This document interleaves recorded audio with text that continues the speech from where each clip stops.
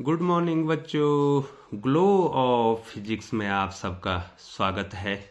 प्यारे बच्चों, ऑप्टिक्स की इस वीडियो में, जो कि दूसरी वीडियो है बच्चों, इससे पहले मैंने आपको प्रकाश का परावर्तन पढ़ा दिया था बच्चों। और प्रकाश का परावर्तन किस प्रकार से चमकीले पृष्ठ से हो रहा है, उसमें जो आदर्श चमकीला पृष्ठ हमने कहा था वो कहा था बच्चों दर्पण। ठीक है बच्चों, तो उसमें हम आपको आज पढ़ाने जा रहे हैं बच्चों समतल दर्पण। तो प्यारे बच्चों, जिस दर्पण में आप चेहरा देखते हैं उस दर्पण के बारे में आपको आना ही चाहिए बच्चों। तो उस दर्पण को कहते हैं बच्चों प्लेन मिरर। ठीक है बच्चों, तो प्यारे बच्चों इस प्रकार से ये M1 M2 को जो है मैंने एक क्या बना रखा है, दर्पण बना रखा है। आप ध्यान से देखेंगे बच्चों, ये दर्पण की क्या विशेषता होती है, अर्थात ये प्रतिबिंब को कैसे बनाता है, वस्तु का आकार कितना बनाता है, कितनी दूरी पर बनाता है, ये सारी जानकारी जो है इस वीडियो के माध्यम से आपको देना चाह रहा हूँ बच्चों। तो प्यारे बच्चों, ये चित्र मैंने इसलिए पहले बना दिया क्योंकि इस चित्र को अगर मैं पढ़ाते समय बनाऊंगा तो वीडियो लंबी हो जाएगी बच्चों। तो प्यारे बच्चों देखिए, ये M1 M2 जो है क्या है बच्चों, दर्पण है। और ये AB वस्तु है बच्चों, जो परिमित आकार की वस्तु है। मैं बिंदु आकार की वस्तु के बारे में भी बताऊंगा बच्चों। परिमित आकार की मतलब इसका कोई आकार है, साइज है। ठीक है बच्चों, तो क्या होगा, पर पहली प्रकाश की किरण जो है, मान लीजिए बच्चों, यहाँ पर लिख देता हूँ मैं, यहाँ पर नाम लिख देता हूँ बच्चों। मान लीजिए ये यहाँ पर, ये बिंदु यहाँ पर P है। ठीक है बच्चों, और ये बिंदु यहाँ पर क्या है, Q है। सारे बिंदु हमने नोट कर ही रखे बच्चों। तो बच्चों ध्यान दीजिए, आपको ध्यान देना पड़ेगा बच्चों। तो बच्चों, परिमित आकार की वस्तु AB से एक किरण जो है BP दिखाई दे रही बच्चों, BP दर्पण पर लंबवत आपतित होती है बच्चों। तो प्यारे बच्चों, जब ये लंबवत आपतित होगी तो आपतन कोण भी 0, परावर्तन कोण भी 0। तो ये जो है किरण वापस लौट जाएगी। यहाँ पर देख रहे हैं एक किरण आपकी AQ है, वो दर्पण पर क्या हो रही बच्चों, लंबवत आपतित हो रही है। तो ये भी उसी मार्ग से वापस चली जाएगी। दो आपतित किरण होगी। ठीक है बच्चों, तीसरी किरण BQ है, और ये परावर्तन के बाद जो है QN दिशा में, मान लीजिए N है, QN दिशा में चली जाएगी बच्चों। अब जो है बच्चों, यहाँ पर किसी भी परावर्तित किरण ने किसी भी किरण को नहीं काटा है बच्चों। ध्यान देखिए बच्चों, दो प्रकार के प्रतिबिंब हमारे पास आएंगे बच्चों। एक प्रतिबिंब होगा, मैं यहाँ पर लिख देता हूँ। ऑप्टिक्स की शुरुआत यहीं से हो जाती है बच्चों। एक प्रतिबिंब है आपका वास्तविक, रियल इमेज, वास्तविक प्रतिबिंब। ठीक है बच्चों, ये क्या होता है, वास्तविक प्रतिबिंब। ठीक है, रियल इमेज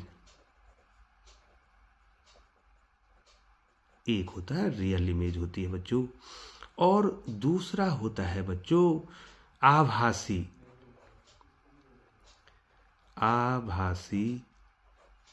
प्रतिबिंब। ठीक है बच्चों, वर्चुअल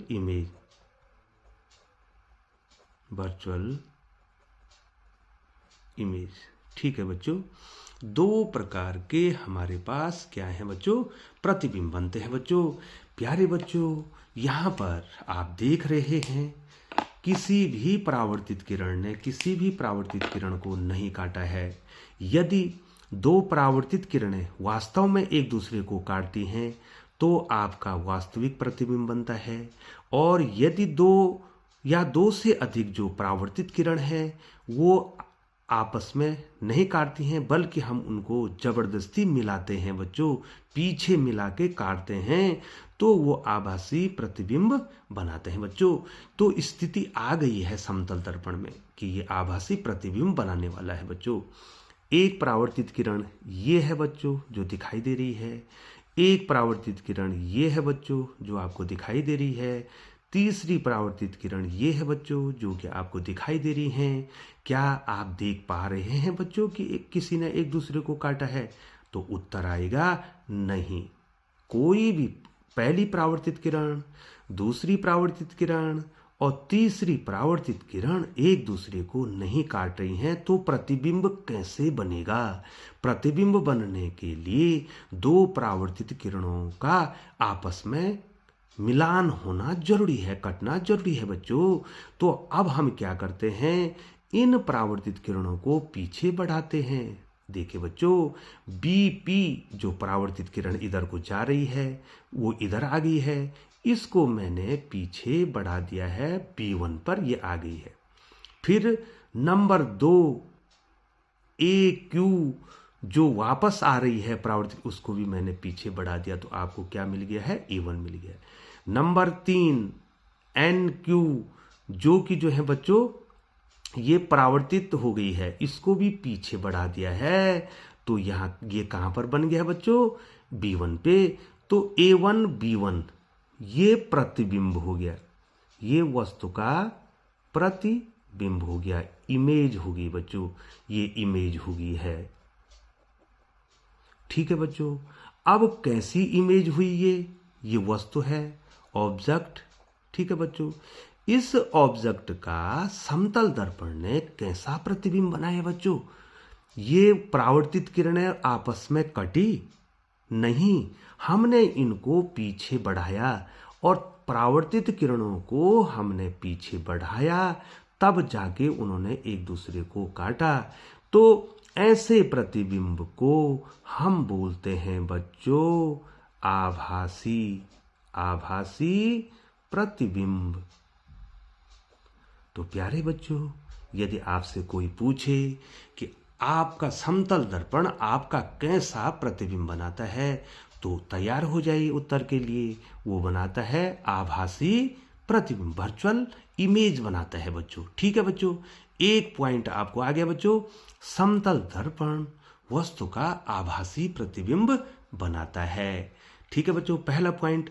दूसरा पॉइंट आपको बताना है कि समतल दर्पण के सामने जितने दूरी पर आप खड़े होंगे उतनी दूरी पर आपका प्रतिबिंब भी बनेगा। ठीक है बच्चों, ये सिद्ध करना है।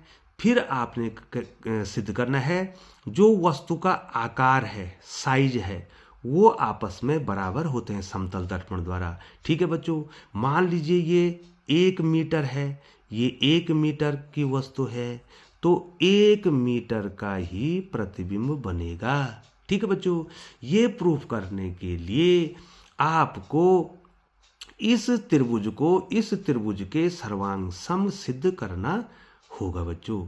ठीक है, इस त्रिभुज को इस त्रिभुज के सर्वांग सम सिद्ध करना होगा बच्चों। यदि आपने इस त्रिभुज को इस त्रिभुज के सर्वांग सम सिद्ध कर दिया तो क्या हो जाएगा बच्चों? क्या हो जाएगा बच्चों? यहाँ पर ये इसके बराबर हो जाएगा बच्चों। तो यहाँ पर आपको उतना हम आपको नहीं बताएंगे बच्चों, क्योंकि इतना डिटेल आपके पास नहीं है कि आपको इस त्रिभुज को इस त्रिभुज के सर्वांग सम सिद्ध करना पड़ेगा। ठीक है बच्चों, तो दूसरा हमारे पास क्या गया बच्चों? दूसरा महत्वपूर्ण पॉइंट क्या गया है? समतल दर्पण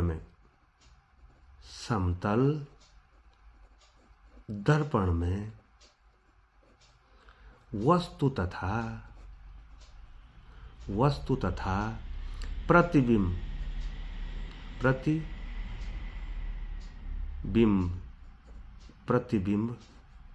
बराबर होते हैं। ठीक है बच्चों, जितनी वस्तु की लंबाई होगी, ऊंचाई होगी, उतनी ही प्रतिबिंब की ऊंचाई भी होगी बच्चों। तीसरा पॉइंट आपको बताना है, आप समतल दर्पण के सामने जितने दूरी पर खड़े होंगे, मान लीजिए आप जो हैं 2 मीटर की दूरी पर समतल दर्पण से के आगे खड़े हैं, तो आपको 2 मीटर पीछे, समतल दर्पण के 2 मीटर पीछे आपका प्रतिबिंब बनेगा बच्चों। निश्चित है जब इस त्रिभुज को इस त्रिभुज के सर्वांग सम सिद्ध कर देंगे तो ये भुजा इस भुजा के बराबर आ जाएगी, ये भुजा इस भुजा के बराबर आ जाएगी बच्चों। ठीक है, तो दूसरा पॉइंट क्या मिला बच्चों, समतल दर्पण में, समतल दर्पण में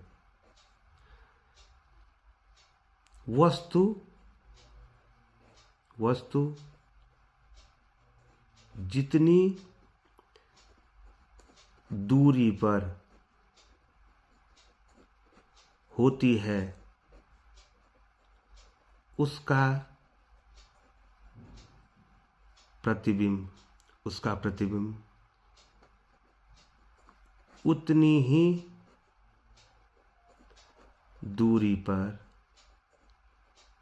पीछे बनता है। प्यारे बच्चों, जितनी दूरी पर होंगे उतनी दूरी पर पीछे प्रतिबिंब बनेगा बच्चों। और बच्चों यदि आपको इसको सर्वांग सम सिद्ध करना है तो प्यारे बच्चों ये पूरा क्या है, आयत है ना बच्चों। इसको इसके बराबर आपको यहाँ पर आपको इस पूरे को आपको क्या करना पड़ेगा बच्चों, ये आयत हो गया। यहाँ पे बी पी क्यू ए ये भी आयत है, और पी क्यू A1 और B1 ये भी आयत है। आपको यहाँ पर इसको सिद्ध करना पड़ेगा बच्चों। ठीक है बच्चों, इसको आपको सिद्ध करना, सर्वांग सम सिद्ध करने के लिए आपको तीनों कोण, या तो तीनों भुजाएं बराबर हों, दो भुजाएं और उनके बीच का कोण बराबर हो, तो आपको सर्वांग सम सिद्ध करना है। तो आपको वो नहीं जानना है तो मैंने बता दिया बच्चों। पहला बता दिया, समतल दर्पण आभासी प्रतिबिंब बनाता है। समतल दर्पण में वस्तु तथा प्रतिबिंब बराबर होते हैं। तीसरा हमने आपको बता दिया बच्चों, समतल दर्पण में वस्तु जितनी दूरी पर होती है उसका प्रतिबिंब उतनी ही दूरी पर बनता है बच्चों। तो प्यारे बच्चों अब हम आपको बताते हैं, आपके पास बिंदुवत वस्तु है कोई बच्चों। ये देखिए बच्चों, थोड़ा ध्यान देंगे बच्चों, ये देखिए फिगर दिखाई दे रहा है। मान लीजिए हमारे पास कोई वस्तु आई है, सॉरी ऑब्जेक्ट ओ है, बिंदुवत वस्तु है ये। ठीक है बच्चों, बिंदुवत वस्तु है। ठीक है बच्चों, कोई बिंदुवत वस्तु है, इससे आपने इमेज बनानी है बच्चों। तो प्यारे बच्चों यहाँ पर ये दर्पण इस ढंग से हमने दिखा दिया, ये M1 M2 दर्पण है। इस वस्तु से दर्पण पर लंबवत प्रकाश आपतित हुआ, ये देखो बच्चों। ठीक है, ये आपतित किरण, तो प्रकाश उसी मार्ग में वापस चला जाएगा। ठीक है बच्चों, दूसरी किरण जो है आपके यहाँ पर, मान लीजिए बच्चों ये बिंदु P है और ये बिंदु क्या है बच्चों, यहाँ पे Q है। ठीक है, तो दूसरी Q पर जो टकराई तो ये इस दिशा में Q, मान लीजिए बच्चों ये N है और ये M है, ये QM दिशा में परावर्तित होगी। तो इसको भी, ये देखो इसको भी हमने क्या कर दिया, पीछे बढ़ा दिया, ये देखो, और इसको भी पीछे बढ़ा दिया। तो I पर क्या हो जाएगा, इसका प्रतिबिंब बन जाएगा बच्चों, बिंदुवत प्रतिबिंब यहाँ पे बन जाएगा बच्चों। तो इस प्रकार से, और एक दो पॉइंट आपको और इसमें बताने हैं। आपको दर्पण कितना चाहिए, दर्पण की ऊंचाई। देखो बच्चों ये बिंदुवत वस्तु का बना दिया, बहुत आसान है। दर्पण की ऊंचाई, दर्पण की ऊंचाई आपको कितनी चाहिए, दर्पण की ऊंचाई आपको कितनी चाहिए बच्चों। तो बच्चों इसमें जो है, देखिए बच्चों, माना कोई वस्तु है, यह ध्यान देना है आपको, केवल याद रखना है बच्चों। माना यहाँ पर देखिए बच्चों, ये देखिए ये वस्तु है, ये मान लीजिए 2 मीटर की कोई वस्तु है। ये क्या है बच्चों, 2 मीटर की कोई वस्तु है। तो इस 2 मीटर की वस्तु को देखने के लिए आपको कम से कम जो है बच्चों, माना ये वस्तु है, ये दर्पण है M1 M2 और ये AB वस्तु है। अगर आपने इसका पूरा प्रतिबिंब जो है इस पे देखना है तो आपको वस्तु की लंबाई का आधा दर्पण चाहिए। तो कितना मीटर हो जाएगा बच्चों, 1 मीटर। ठीक है बच्चों, केवल आपको ये समझना है। ठीक है बच्चों, क्योंकि एक एक नंबर के क्वेश्चन में आपको पूछा जा सकता है बच्चों। तो दर्पण की, तो हमारे पास जो है अब क्या गया, वस्तु का पूरा प्रतिबिंब देखने के लिए, वस्तु का पूरा प्रतिबिंब देखने के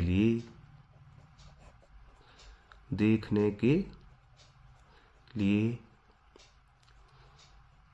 वस्तु की लंबाई का ठीक आधा लंबाई का दर्पण की आवश्यकता होती है।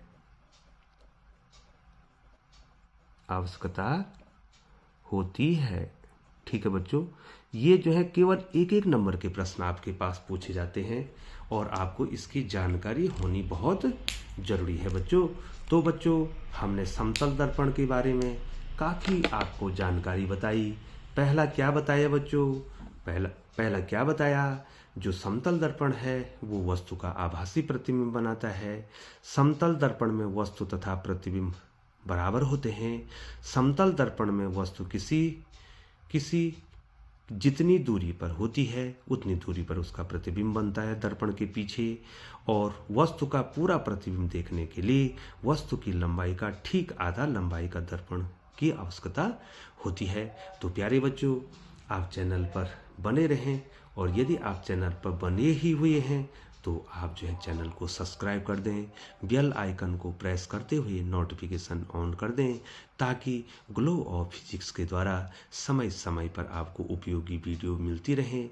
अगली वीडियो जो मैं आपको बनाने जाऊंगा वो बनाऊंगा बच्चों गोलीय दर्पण। उसमें अवतल और उत्तल दर्पण के बारे में आपको सामान्य जानकारी आपको दूंगा। तो चैनल पर बने रहने के लिए एक बार आपका बहुत बहुत धन्यवाद।